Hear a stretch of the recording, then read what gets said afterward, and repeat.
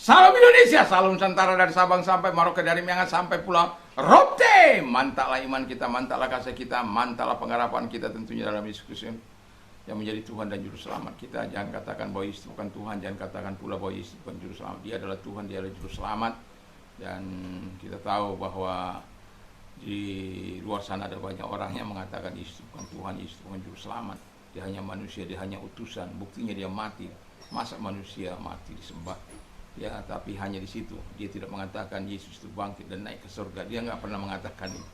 Oh, Yesus itu dari surga turun ke bumi dan naik lagi ke surga. Ya, dia ada, dalam dia ada pribadi yang unik. Dia adalah pribadi yang unik dan 100% manusia, 100% Tuhan. Dalam kemanusiaannya dia merasakan penderitaan kita, tapi dalam ketuhanannya dia tidak pernah melakukan dosa. Dan ya, dalam kemanusiaannya dia tidak dia melakukan segala perintah Bapa dengan segala ketaatan, bahkan taat sampai mati. Ya, dari pagi saya menyatakan itu, taat sampai mati. Puji nama Tuhan. Dan sebelum kita mendengarkan firman Allah, saya mengucapkan selamat malam bagi kita. Kiranya kekuatan Tuhan senantiasa menyertai, kekuatan firman, kekuatan Roh Kudus, kekuatan doa, kekuatan iman menyertai kita. Kita berdoa. Terima kasih Tuhan, biarkan Kristus yang hidup dalam kehidupan kami, sehingga betul-betul hidup kami menerapkan prinsip-prinsip kebenaran. Dalam nama Yesus, amin. Saya akan bacakan dalam Lukas 11 ayat 52. Celakalah kamu, hai ahli-ahli Taurat, sebab kamu telah mengambil kunci pengetahuan, kamu sendiri tidak masuk ke dalam, dan orang yang berusaha untuk masuk ke dalam kamu halang-halangi. Ya, ini luar biasanya.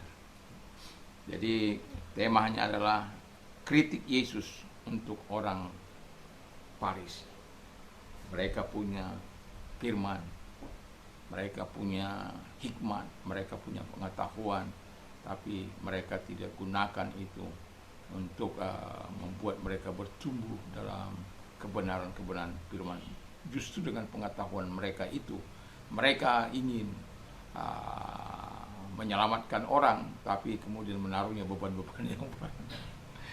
Nah, kritik Yesus yang pertama adalah, kalau kita membaca keseluruhan Injil, maka kita akan pernah bertemu dengan ayat-ayat ini.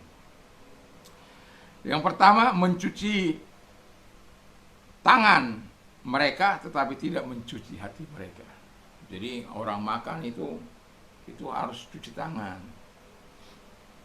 Kalau tidak, itu najis. Ya, itu tidak. Masalah-masalah lahiriah mereka perhatikan. Soal mencuci hati mereka tidak perlu. Itu bagi mereka yang terpenting adalah masalah lahiriah. Tapi bagi Tuhan, yang terpenting itu adalah hati. Karena dengan hati yang benar kamu diselamatkan. Dengan hati mengaku kamu diselamatkan. Hati percaya kamu diselamatkan. Dengan mulut mengaku kamu diselamatkan. Jadi hati yang suci ini, karena apa? Tuhan itu suci. Itu sebabnya dikatakan bahwa roh kita, Allah ini, hati kita ini adalah tempat tinggalnya roh Allah. Karena ini rumah Allah. Jadi dia harus suci. Tapi bagi orang Farisi atau ahli-ahli Taurat atau orang-orang yang lain itu, bagi mereka itu nggak ada masalah. Nggak suci hati nggak ada masalah. Yang penting kegiatan-kegiatan rohani tetap berjalan. Nggak diterima Tuhan nggak ada masalah.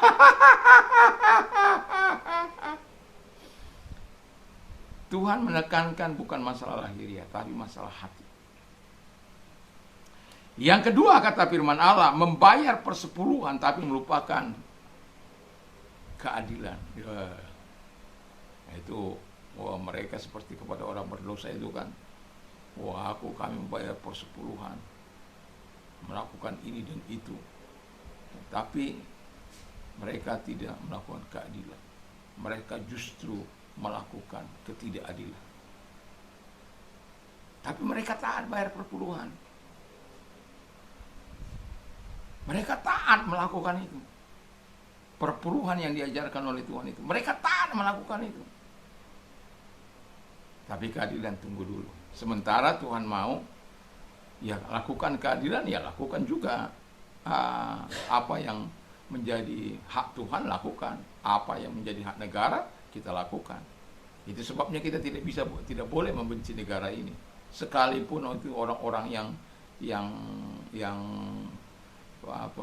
pemimpin-pemimpinnya orang-orang yang nggak benar,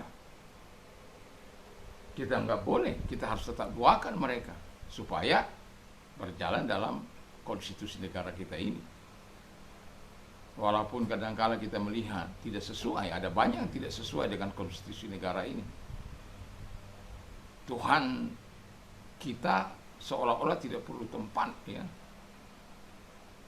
Sebagai orang percaya kita kan perlu tempat untuk beribadah, tapi sangat sulit di negara kita ini. Konstitusi itu menjamin, tapi tidak selaras dengan para pemimpin, dengan segala aturan-aturan yang ada. Bahkan masyarakat juga kadangkala melakukan kekerasan, tindakan-tindakan pembakaran dan lain sebagainya. Tapi kita perlu melakukan keadilan. Para pemimpin harus melakukan keadilan. Ya. Yang ketiga yang dikritik oleh Yesus adalah menyukai pujian dari orang-orang, bukan dari Tuhan. Wah, ini bahaya ini. Ya, kalau sudah dipuji, weh, Rabi kamu sungguh baik, ya, macam-macam lah, besar kepala. Mereka suka pujian itu, mereka sebabnya berada di ujung-ujung jalan itu untuk berdoa, di simpang-simpang jalan untuk berdoa. Ya, bahaya. Tapi mereka tidak mencari pujian Allah. Buktinya, mereka berdebat dengan Yesus.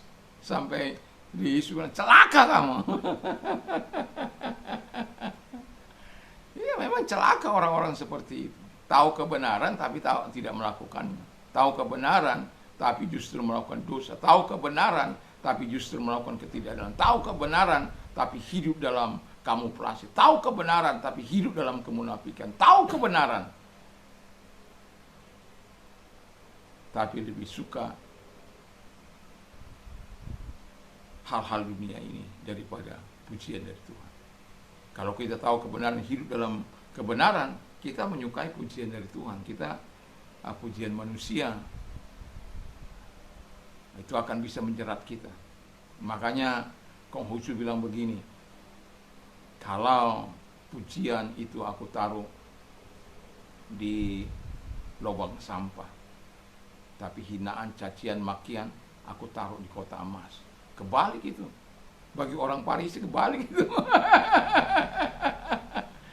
Bagi mereka pujian itu ditaruh di kota emas, tapi bagi Konghucu itu ditaruh di lubang sampah itu. Tapi cacian, makian mereka Konghucu buat di kota emas. Tapi mereka cacian, makian yang mereka terima dari masyarakat enggak mereka pedulikan. Teguran-teguran Yesus bagi mereka cari masalahnya untuk mereka menjerat dia. Itu sebabnya saya mau katakan kepada kita, ya, khususnya kepada apologet-apologet yang sering berdebat, berhati-hatilah dengan perkataan. Ya, karena kadangkala kita bisa slip tongue.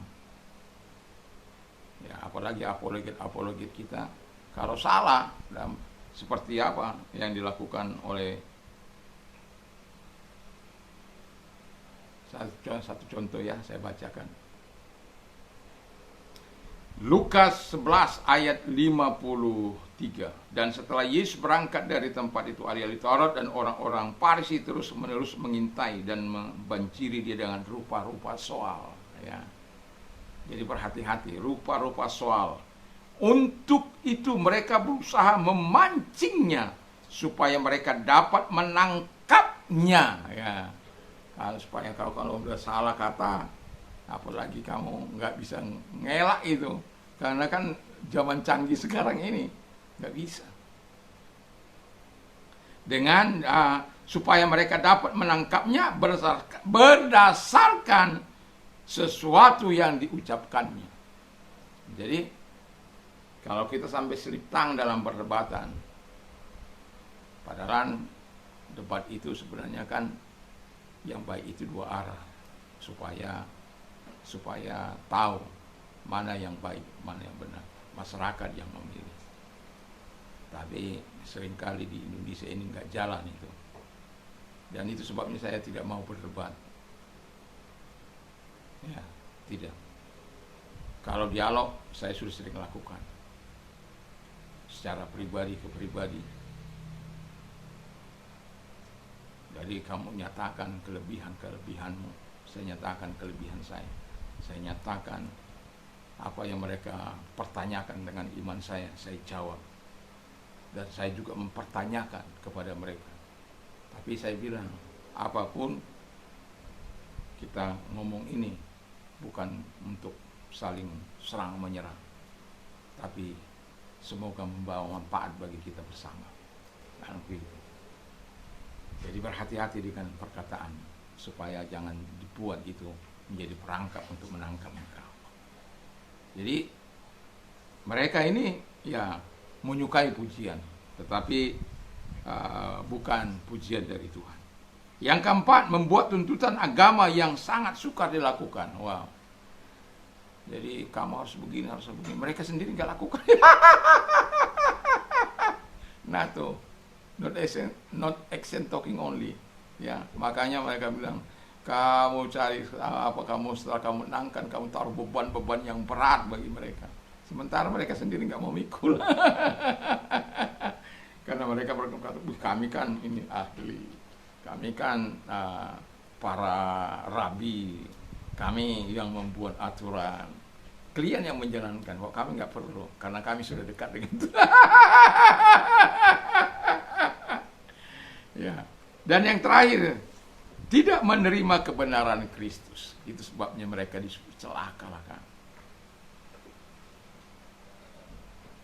Sebenarnya Tuhan tidak ingin mereka celaka, tapi mereka harus celaka karena mereka menolak kebenaran, menolak Mesias yang sudah datang, menolak Kristus yang adalah Mesias. Itu sebabnya pandangan kadangkala ini juga dibuat menjadi bahan perdebatan antara mereka. Kita ini kan bukan orang Yahudi, kenapa kita ikut agama Yahudi, Alkitab kita nempel.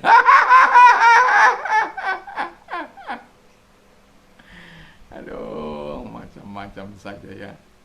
Yang diurusi itu ini loh.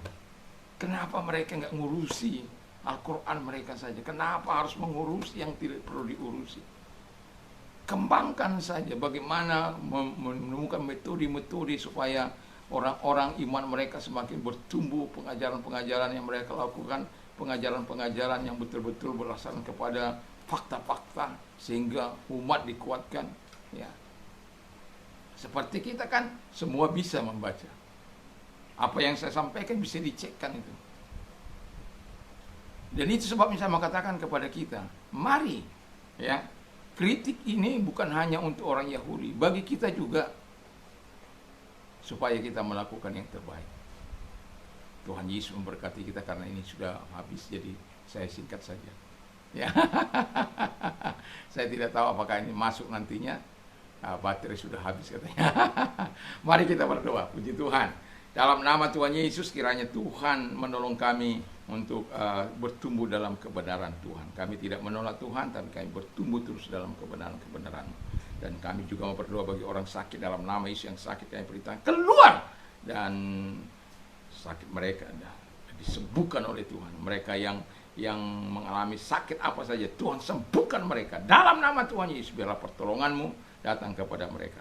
Bagi engkau yang mau didoakan memakai pengalaman hidup yang susah, saya mau katakan Tuhan sangat baik kepadamu. Tuhan mau menolong engkau dalam nama Tuhan Yesus Kristus. Terima kasih Bapa di surga.